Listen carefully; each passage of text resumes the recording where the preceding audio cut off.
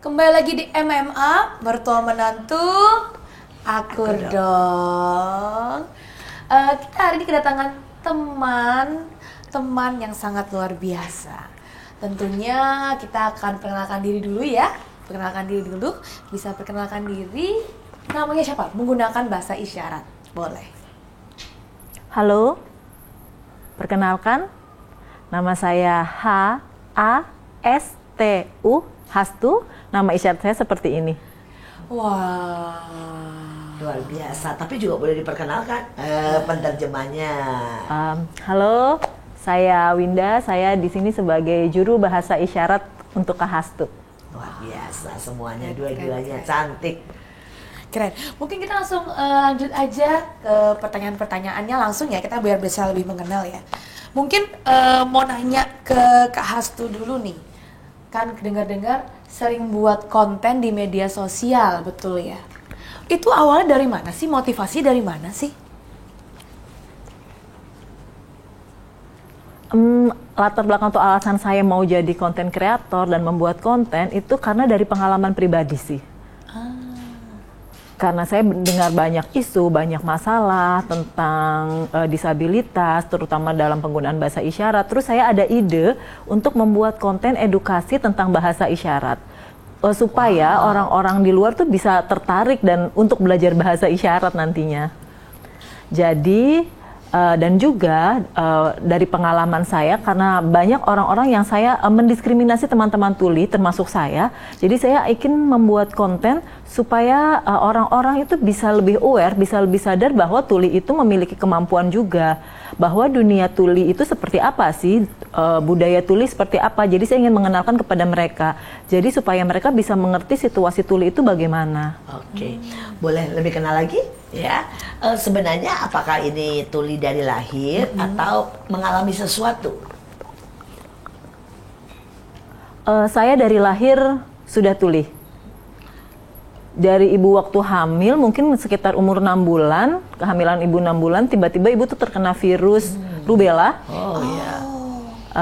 Sehingga virus tersebut berdampak kepada ketulian saya. Apakah habis itu dari sejak kecil masuk ke sekolah khusus?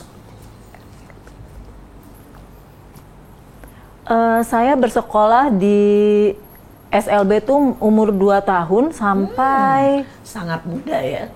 Sampai 8 atau 7 tahun. Tapi setelah usia 8-7 tahun saya mulai bersekolah di sekolah umum.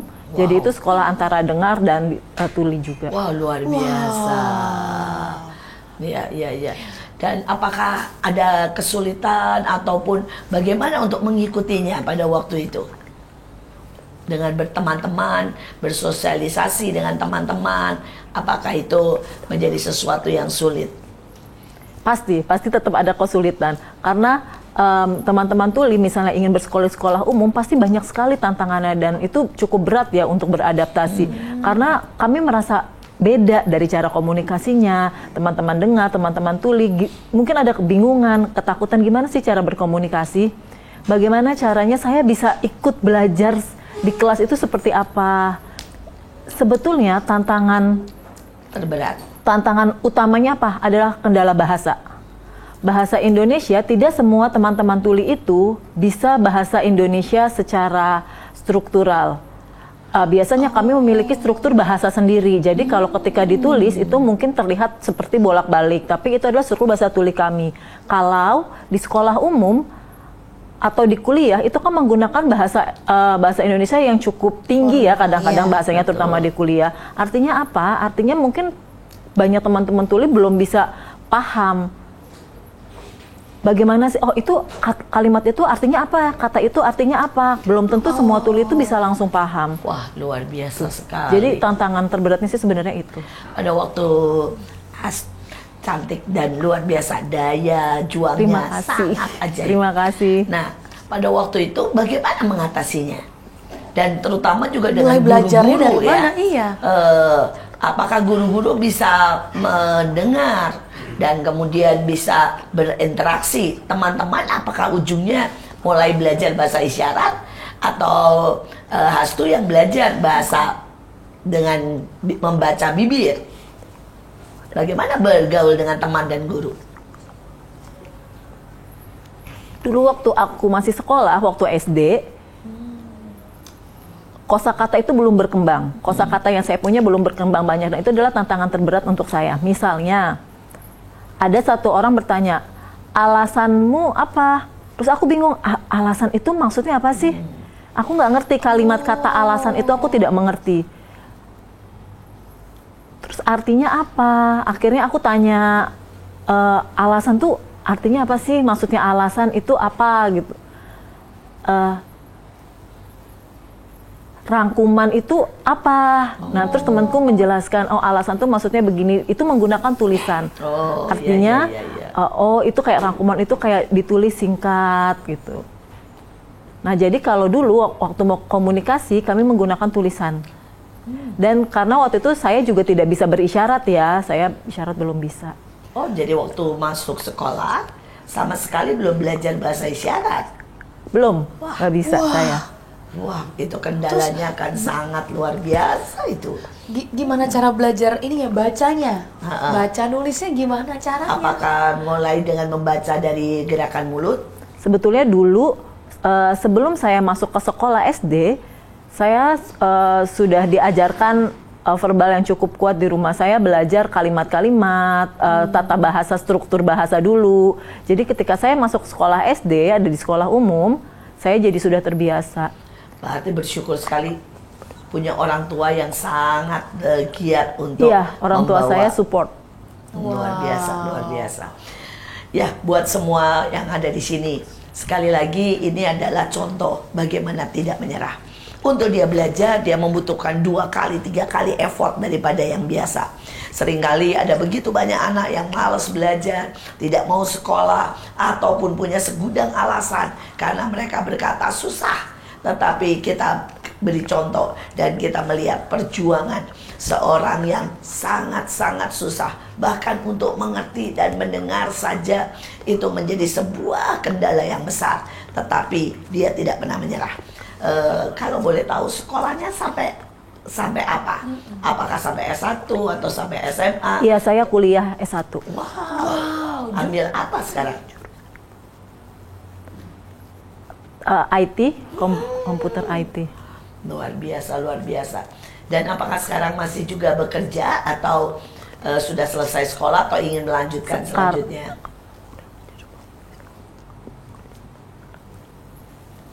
Saya sekarang bekerja di perusahaan Pertamina, di posisi saya sebagai administrasi IT. Kalau untuk melanjut kuliah sih mungkin nanti dulu ya. Yang penting kerja dulu ya. Iya betul. Ya, cari uang dulu. Cari uang luar dulu. biasa, luar biasa. Wow. Boleh cerita sedikit tentang dunia tunarungu ya? Apakah ada kelompoknya atau bagaimana supaya kami ini banyak yang mungkin tidak pernah mengenal, hari ini semua yang nonton bisa mengenal dunia ini?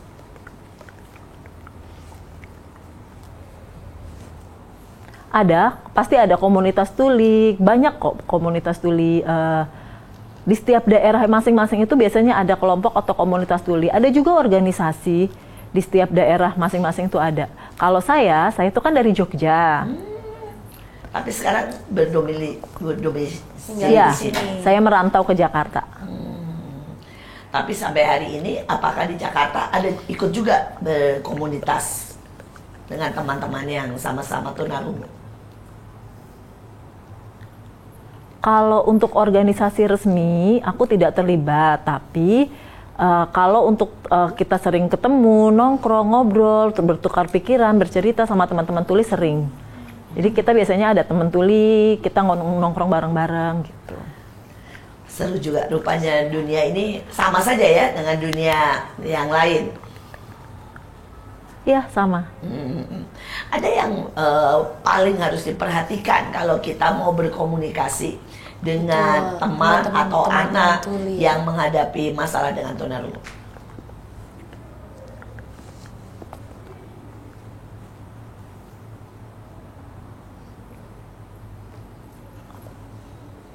ada empati terlebih dahulu, munculkan empati terlebih dahulu. Empatinya itu seperti apa? Misalnya mau terbuka untuk belajar bahasa isyarat, terus oh mereka tuli nih, tuli itu apa sih? Mencari tahu tentang tuli, gimana nih cara berkomunikasinya, ketika bertemu bisa saling berinteraksi. Terima kasih. Ya, tadi ini ya, thank you ya, thank you ya, betul ya. Iya, terima kasih. Terima kasih dari sini ya. Terima kasih. Terima Ya, kasih. oke. Betul ya. Kalau menyapa selamat pagi atau selamat pagi. selamat Pagi. selamat Dibuat kecil. Oh, Iya. kalau pagi kecil. Pagi. Kalau malam misalnya- gede.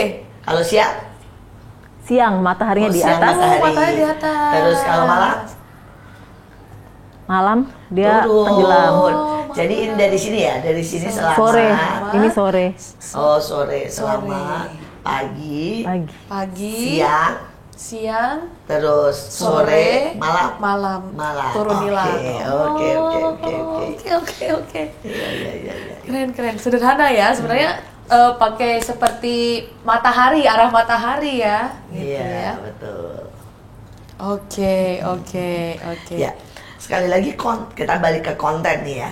Nah, apa yang hari itu atau yang selama ini menjadi ketertarikan atau menjadi tema yang sering kali diangkat? Soal yang paling banyak sih, saya ingin menunjukkan tentang bagaimana tuli, tentang edukasi bahasa isyarat, Ajarannya ya, jadi. tentang disabilitas juga, bagaimana cara disabilitas hidup terutama tuli. Tapi apakah itu ditujukan lebih banyak ke yang tuli atau justru kepada masyarakat yang normal? Untuk dua-duanya, jadi untuk tuli dan untuk masyarakat dengar. Jadi untuk semua orang, laki-laki, perempuan. Karena saya ingin mengedukasi tentang bagaimana berisyarat, terus kalau misalnya pengen kenal sama tuli itu caranya seperti apa. Mungkin mau tanya nih, bahasa isyarat ini apakah seluruh dunia itu global atau ada versi-versinya nih? Karena saya pernah sempat dengar, wah saya ini penterjemah versi ini gitu, tapi saya juga kurang paham nih. Ini apakah bahasanya nih global secara dunia, sama satu bahasa untuk semua isyarat, atau ada jenisnya? Nih mungkin. Enggak, jadi enggak sama. Kita beda-beda. Setiap negara itu berbeda. Jadi kalau di Amerika ada yang namanya SL, America Sign Language. Kalau di Indonesia pakainya Bisindo, bahasa isyarat Indonesia.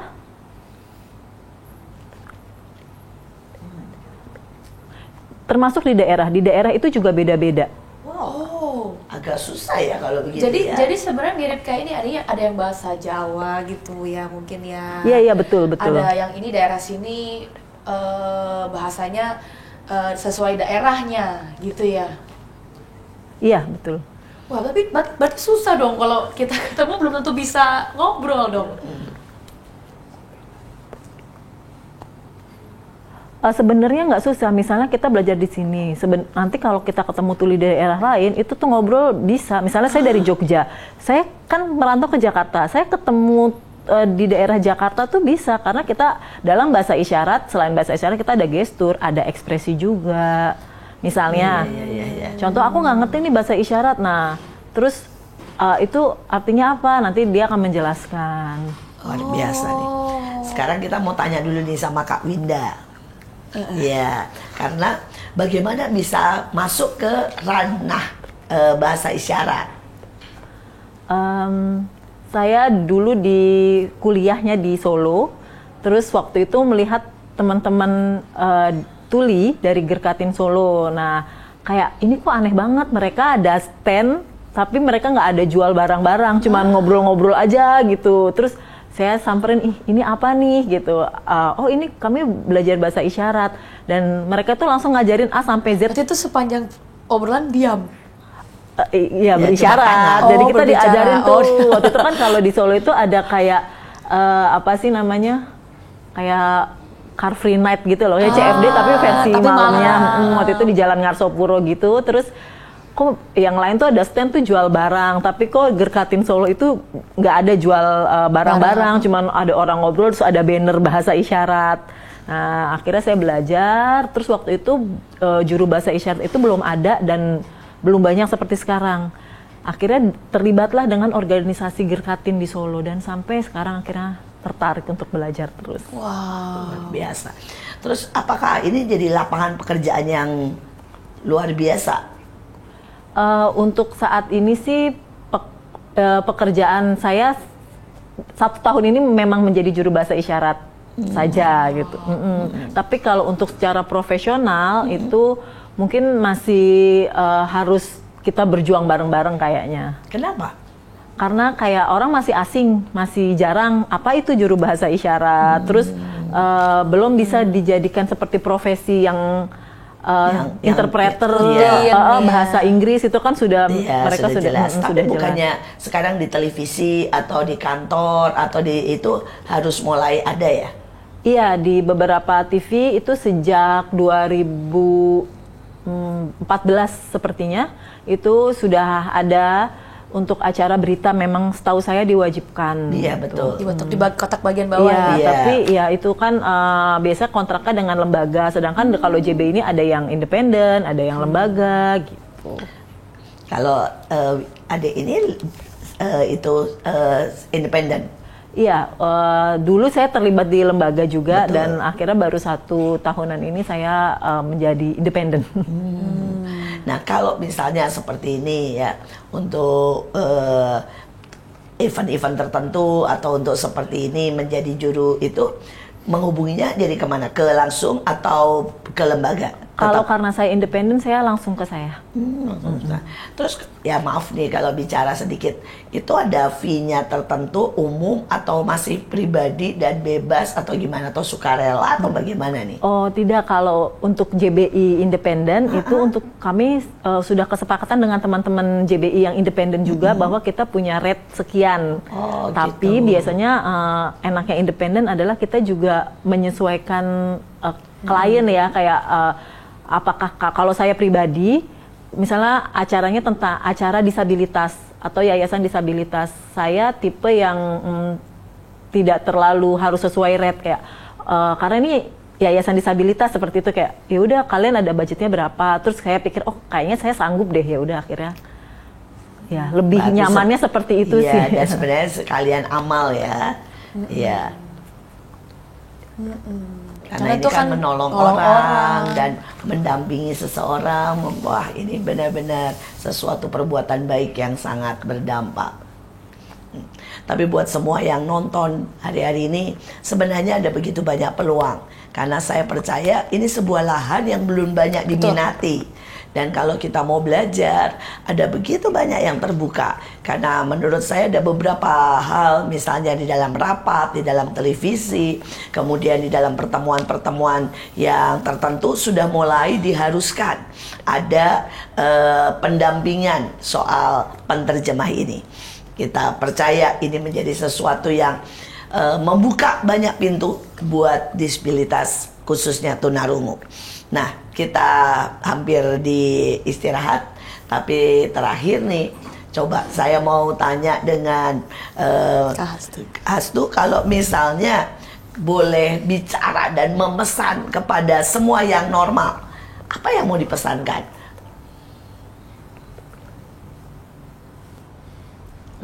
Saya mau sampaikan tetap semangat ya untuk kita berproses, jangan putus asa, karena masih banyak orang-orang yang mungkin lebih sulit ya hidupnya. Mari kita berproses sama-sama. Luar biasa. Tapi jangan kemana-mana, tetap stay tune di MMA. Kita lanjut setelah pariwara berikut ini. MMA, mertua menantu, akur dong.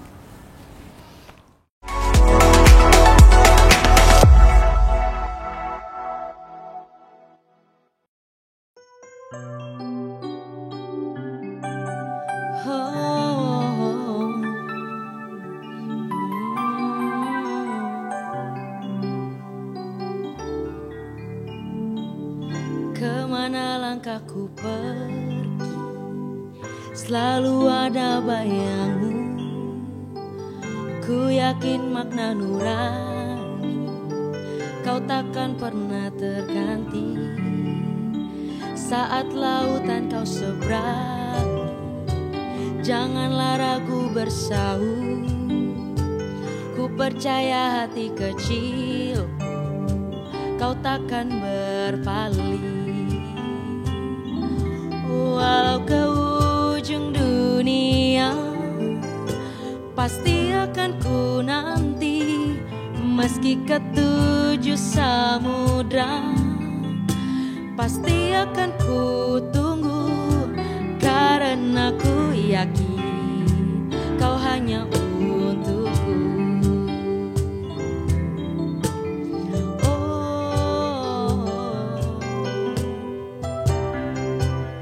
Kau hanya untukku. Kemana langkahku pergi, selalu ada bayangmu. Ku yakin makna nurani kau takkan pernah terganti. Saat lautan kau seberangi, janganlah ragu bersaut. Ku percaya hati kecil kau takkan berpaling. Walau ke ujung dunia pasti akan ku nanti, meski ketujuh samudra pasti ku kan menunggu. Karena ku yakin kau hanya untukku.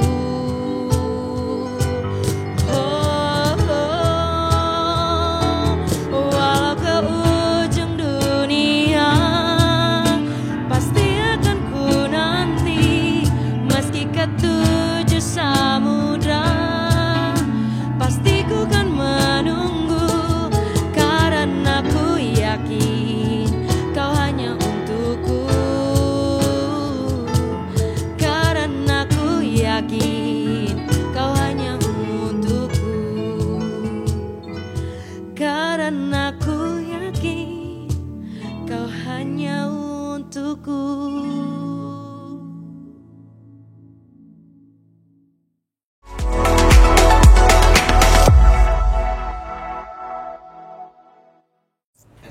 Kembali lagi di MMA, mertua menantu, akur dong.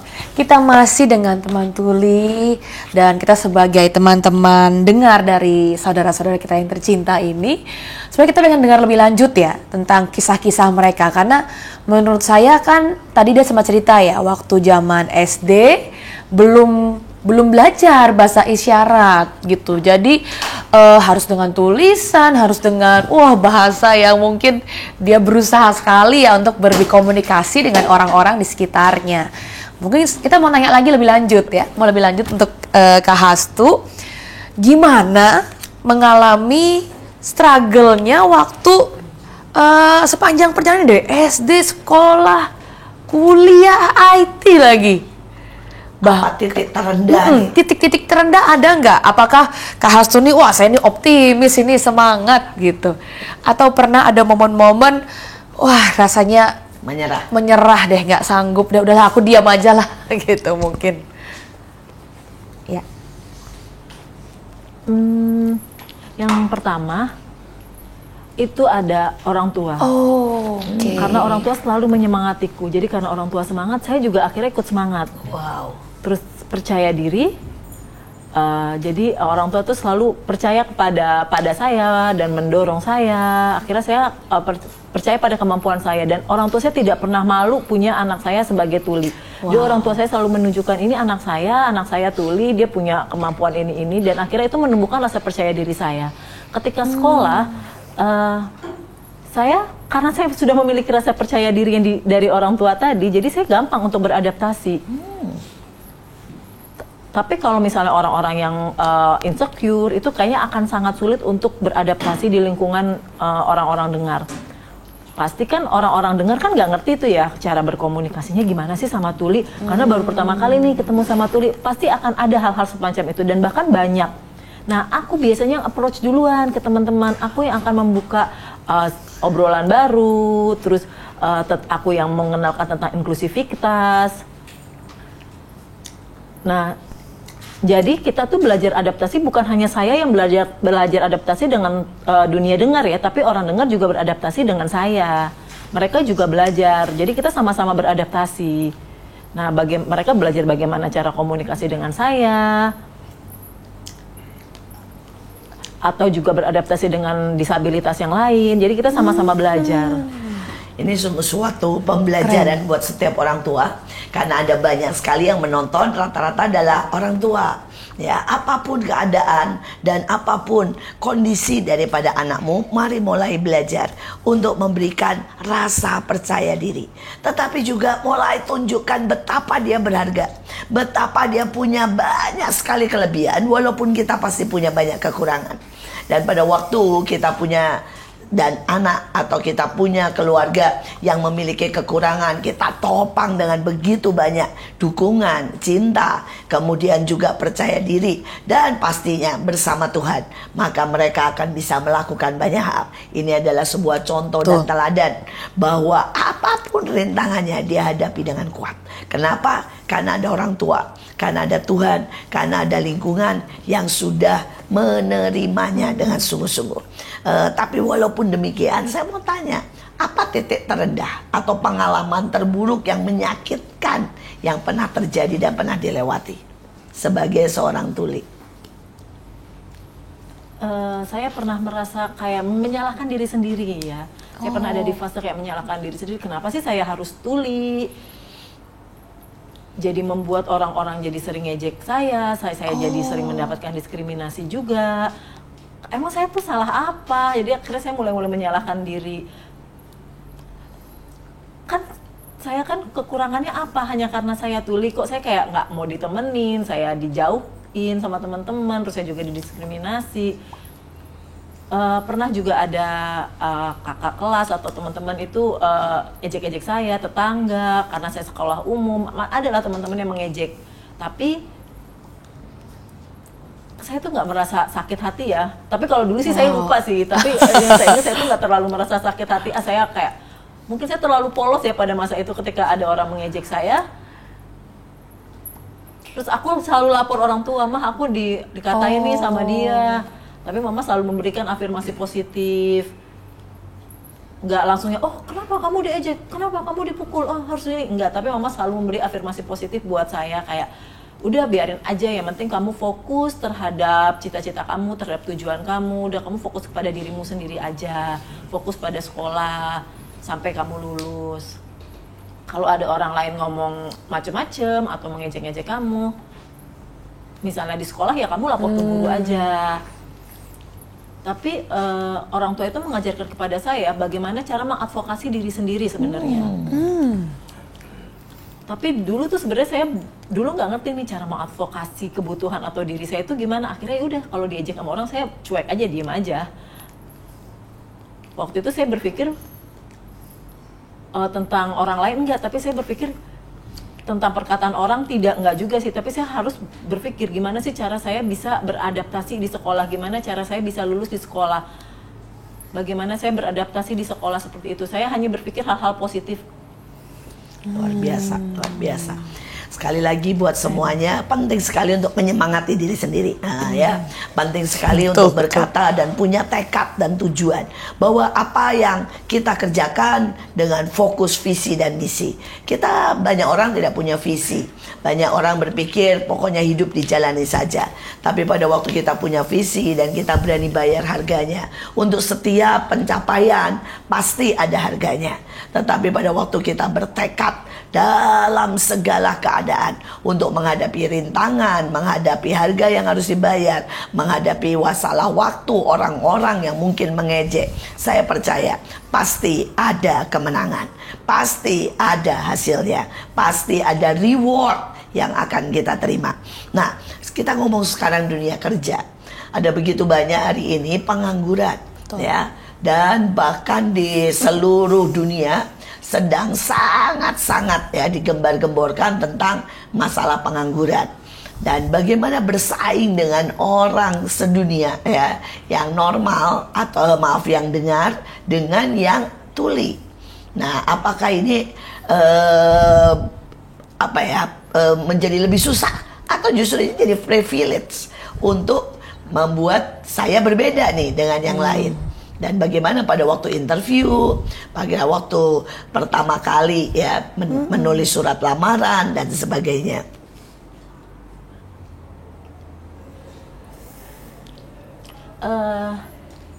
Saya bisa bersaing dengan orang-orang dengar karena saya bisa melihat peluang. Oh, ada tempat kerja yang bisa merekrut disabilitas. Oh. Jadi saya mencoba untuk melamar.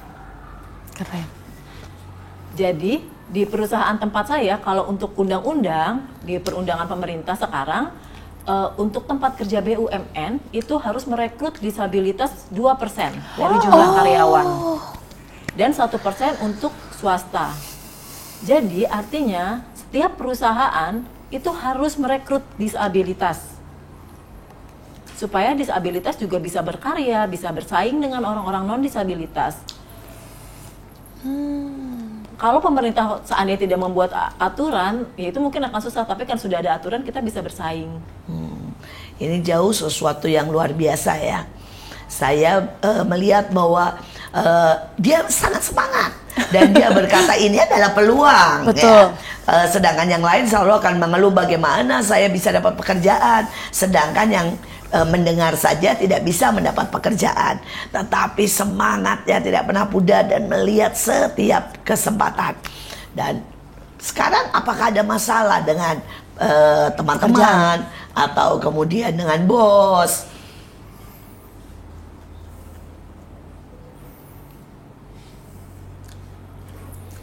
Biasa sih, pasti di setiap perusahaan atau setiap pekerjaan pasti ada tantangan. Misalnya kayak tidak bisa berisyarat, atau misalnya yaudah kamu pakai apa, verbal. Oh, kalau aku nggak pakai verbal bisa diganti dengan tulisan.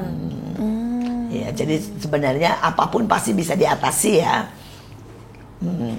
Kita harusnya punya tekad sama seperti Hastu, bahwa kita tahu apapun kondisinya selalu ada jalan keluar.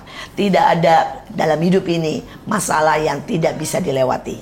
Tidak ada masalah yang tidak bisa kita pecahkan. Asal kita punya tekad, asal kita punya kemauan, asal kita punya usaha, dan kita percaya kita juga bisa berdoa dan selalu akan ada jalan keluar. Karena keren sekali ya, buat saya Hastu ini sangat luar biasa. Dari 100% sebenarnya kan yang diterima 2% ya. Tapi dia benar-benar bisa melihat gini, oh bagus ya, 2% ini berarti kesempatan saya diterima lebih tinggi dibanding orang-orang teman dengar yang bisa mendengar gitu ya. Padahal maaf kata banyak orang yang mungkin menjadi non-disabilitas, betul, sebagai bukan masalah. Masalah, betul.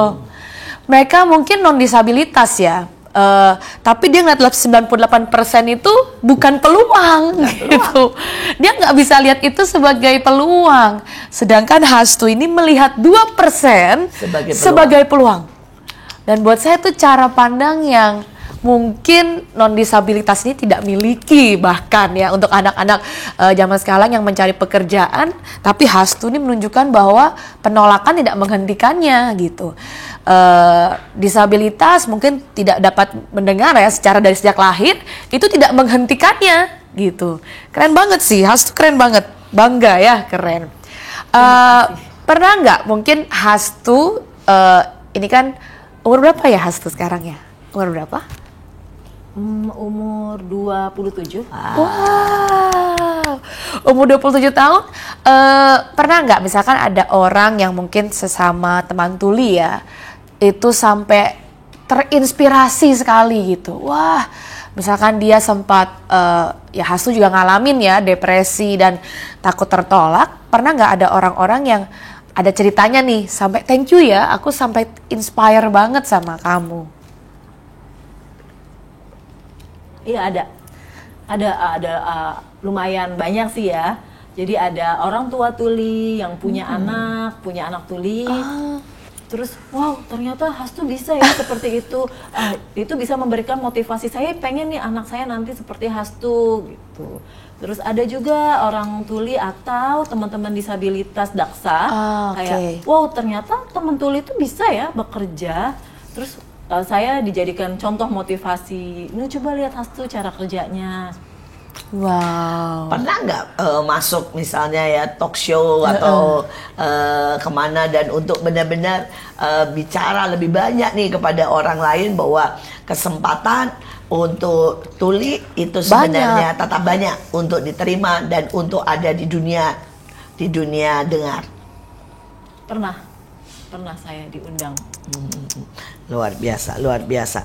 Sebuah pertanyaan lagi, apakah menurut Hastu penting ya untuk diperbanyak nih penterjemah atau diperbanyak penekanan bahasa isyarat kepada anak-anak atau kepada istilahnya institusi-institusi di pemerintah dan sebagainya?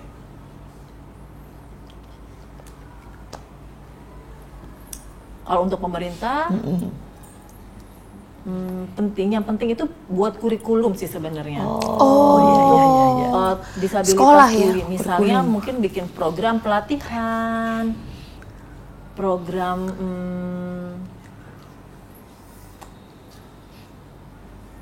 UMKM, ya, betul. Untuk teman-teman disabilitas. Atau bagaimana sih pelatihan supaya kayak pelatihan untuk teman-teman tuli bagaimana bisa menjual barang-barang usahanya, karena sebenarnya teman-teman tuli punya potensi tapi nggak tahu caranya. Bingung ya mereka ya.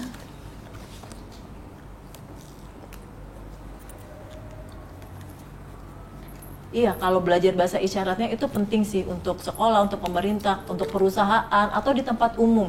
Jadi sebelum mereka disabilitas atau dia misalnya ada orang datang, perusahaannya ya. Nah, jadi harus belajar dulu, harus ada training. Bagaimana sih cara berkomunikasi dengan teman tuli, terus atau disabilitas yang lain itu seperti apa kalau bertemu.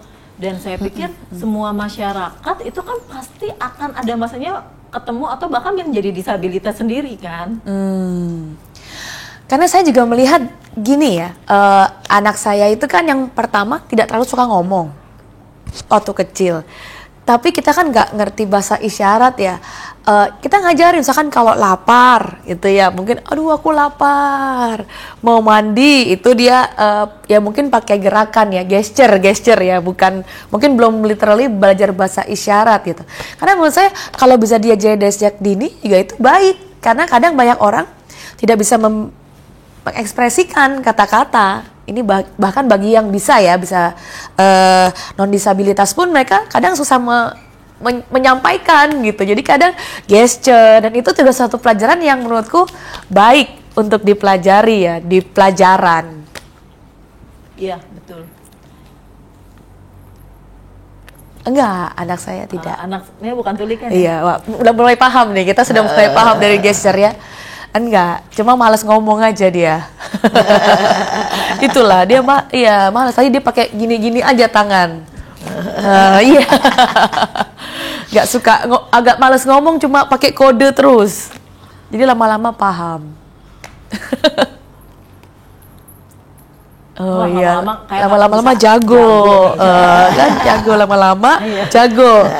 Jago udah begitu. Betul. Ya, hebat langsung. Karena sebenarnya gerakannya pun sebenarnya mudah dipahami ya. Iya sebenarnya. Iya, udah dipahami. Itu kurikulum nih tadi ya. Betul nggak ini kurikulum? Salah ya. Program. Oh ini program salah. Luar biasa. Keren. Sekarang saya bertanya buat Kak Winda ya. Bagaimana dunia ini penerjemah? Apakah sudah cukup banyak? Atau sekarang ini masih sedikit? Apakah di Indonesia ini mendapat perhatian dari pemerintah, kemudian juga mendapat sebuah dukungan, atau sebenarnya belum diperhatikan? Kalau untuk JBI di Jakarta mungkin ya itu mungkin udah agak lumayan lah. Tapi untuk kayak misalnya kadang-kadang bisa nggak ke Tangerang, dan Tangerang itu jauh sekali, legok ujung, nggak ada penerjemah. Terus kadang di Indonesia Timur itu juga kesulitan seperti itu. Karena apa ya? Kayaknya sebenarnya masih kurang karena pendidikan khusus untuk JB itu kan belum ada profesinya. Kalau misalnya kita menjadi penerjemah bahasa Inggris kan kayak ada sastra Inggris atau betul. Kalau untuk menjadi juru bahasa isyarat tuh sekolahnya belum ada. Kami hanya selama ini standarisasinya menggunakan surat keterangan dari komunitas tuli. Jadi menunjukkan bahwa saya JBI yang profesional dan tulinya itu paham dengan menunjukkan surat keterangan dari organisasi atau komunitas tuli. Jadi kayak gitu. Wow. Dari kakak sendiri belajar bahasa isyarat berapa lama sampai menguasai dan sampai masuk ke dunia penerjemahan? Sebenarnya kuncinya adalah yang paling penting harus sering ketemu sama tuli. Itu yang paling penting. Jadi kayak kita belajar suatu bahasa, kita misalnya sudah lancar nih di saat itu, tapi karena nggak pernah dipakai, jadi bingung, lupa lagi kan. Jadi sebenarnya latihan lebih paling banyak. Oh iya, betul. Ya, kita ada di ujung nih. Oh ya, mau nanya terakhir. Kalau misalkan dari para pendengar nih ya, atau mungkin orang tua, atau mungkin yang punya teman-teman tuli, anak yang mungkin teman tuli lah ya, bagian dari parts ini. Kalau mau mulai belajar bahasa isyarat, belajar di mana? Itu startnya dari mana? Atau kalau bahasa kan kita kadang ABCD dulu nih, gitu. Atau mungkin kata demi kata. Nah, kalau mau belajar bahasa isyarat nih bagusnya mulai dari mana nih? Terus apakah di kontennya ada? Atau di konten ada gitu. Misalkan sering aja lihat gitu. Itu startnya dari mana nih kalau belajar? Ada grammarnya kah, tata bahasa gitu? Mungkin ada ya harusnya ya. Jadi sebelum belajar bahasa isyarat harus memahami dulu tentang, kita akan belajar tentang budaya tuli, tentang dunia tuli itu bagaimana dan apa. Nanti setelah itu baru kita akan belajar isyarat dasar A sampai Z. Terus misalnya temanya apa nih hari ini? Temanya tentang keluarga kah, tentang pekerjaan kah? Tadi ini ya apa? Misal tentang hari. Pagi gitu ya. Pagi ini kecil. Pagi. Ya. Terus kemudian siang, sore, malam. Sore, malam. Nah, kalau untuk belajar bahasa isyarat itu harus dengan guru tuli. Harus guru tuli. Kenapa? Karena itu adalah bahasanya mereka dan itu mereka yang mengembangkan, jadi lebih bagus dengan guru tuli. Seperti dalam bahasa Jawa, kalau mau belajar bahasa Jawa maka penuturnya sebaiknya memang harus asli Jawa. Jadi karena ada logat yang berbeda ya. Bukan dengan penerjemah berarti ya.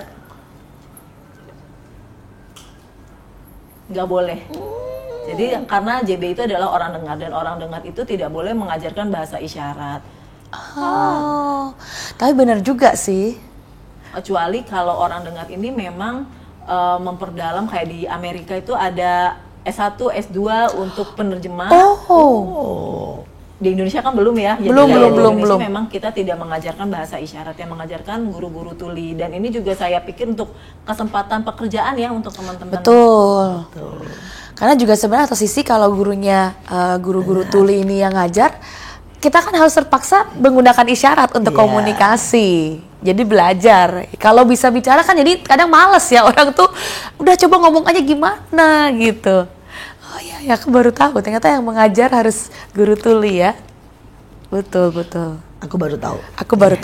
Ya, aku baru tahu. Ini baru. Oh, ini baru. Tahu. Oh, baru. Kalau baru tahu. Begini ya? Baru. Oke. Baru tahu. Baru. Oke. Ini. Oke. Program. Program. Kak, seperti ini Kak. Oh kak ada gininya ya. Program. Ya. Kebalik ini tangan. Oh kebalik. Oh gini. Udah. Bapak. Oke, kita ada di ujung dan sudah selesai waktunya. Tapi saya minta bahwa Hastu maupun Wida memberikan kepada semua yang mendengar sebuah kalimat, sebuah dorongan dan sebuah himbauan supaya kami semua belajar mengenal dunia tuli maupun dunia penerjemah. Terus kontennya apa juga boleh share. Kontennya apa biar supaya kita tahu. semua juga ikut membuka dan menikmati. Ayo teman-teman, mungkin bisa follow media sosial aku, Instagram dan TikTok aku, supaya kalian kan mau belajar bahasa isyarat, kalian penasaran, kalian mau tahu tentang dunia tuli. Nah, bisa dimulai dengan follow saya, banyak informasi-informasi menarik dari Instagram atau akun saya. Nanti masukin di bawah ya, nanti kita masukin Iya, di nanti bawah. kita akan masukin Di bawah sini. Iya, oke. Keren.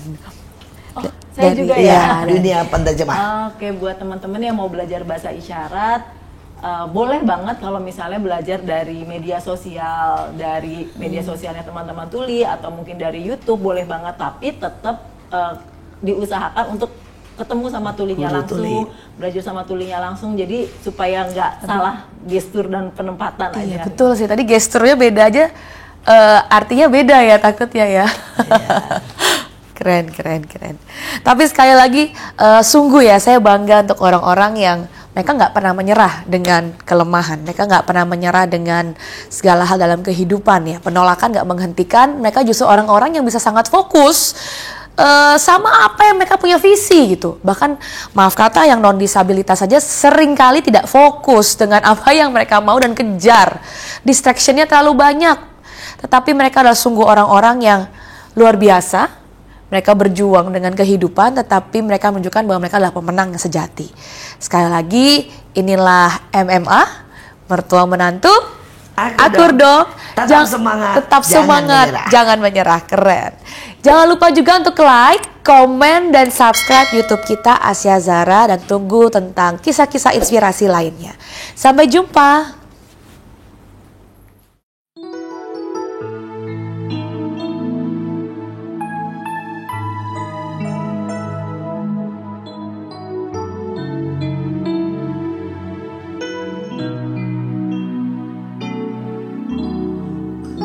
Datang ya Bapa dalam kerinduan, memandang keindahan-Mu.